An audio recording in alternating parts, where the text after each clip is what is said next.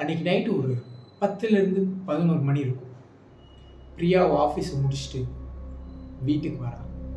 அவள் அப்பார்ட்மெண்ட்ஸில் கார் கதவை திறந்து வெளியே இறங்கும் போது ஒரு ஃபவுல் ஸ்மெல் வருது.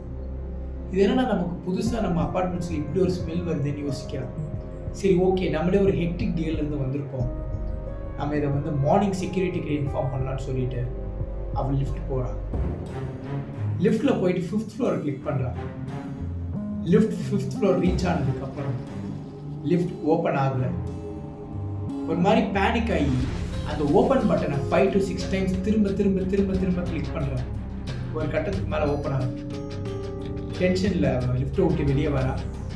வெளியே வீட்டுக்குள்ளே போகலான்னு சொல்லி கதவை திறக்க ட்ரை பண்ணுறான். Doors already open. ஆல்ரெடி வீடு ஓப்பனில் இருக்கு. யாரை நம்ம வீட்டுக்குள்ளே வந்தது, நம்ம தனியாக தானே தங்கியிருக்கோம்னு சொல்லிட்டு மெதுவாக உள்ளே போய் லைட் ஆன் பண்ண ட்ரை பண்ணுறா. பவர் கட் ஆயிருக்கு. ஃபோனில் ஃப்ளாஷ் லைட் ஆன் பண்ணி அங்கே பார்க்கும்போது தான் தெரியுது திங்ஸ் எல்லாம் ஸ்கேட்டர் ஆகிருக்கு, செதறி கிடக்கு. அப்போ யாரோ உள்ளே வந்திருக்காங்க, வெளியே போயிட்டாங்க, இன்னும் உள்ளே தான் இருக்காங்கன்னா அவங்களுக்கு ஒரே கன்ஃபியூஷன். சப்போஸ் உள்ளே யாராவது இருந்தால் வெளியே போயிட்டு டோரை லாக் பண்ணிவிட்டு போலீஸ்கிட்ட இன்ஃபார்ம் பண்ணலான்னு நினைக்கிறான். மெதுவாக வீட்டுக்குள்ளே சர்ச் பண்ணுறான்.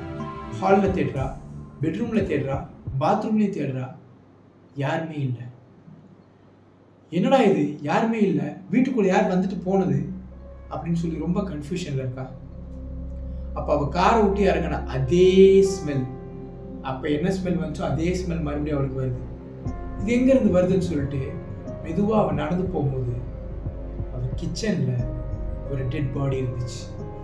பாதி அழுகி பாதி அழுகாமல் ஒரு பாடி இருந்துச்சு. அதை பார்த்து ஷாக் ஆகி வேகமாக வீட்டை விட்டு வெளியே போக ட்ரை பண்ணுறா. அவன் டோர் லாக் ஆயிருக்கு. என்ன பண்ணுறதுனே தெரியாமல் ஃபாஸ்ட்டாக 100க்கு டயல் பண்ணுறான்.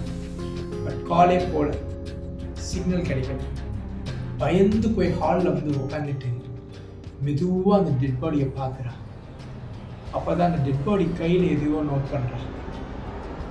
பிரியா கையில் இருக்கிற அதே டைம் மெதுவாக அதோட மூஞ்சியை பார்க்கும்போது தான் தெரியுது அது பிரியாவோட பாடி.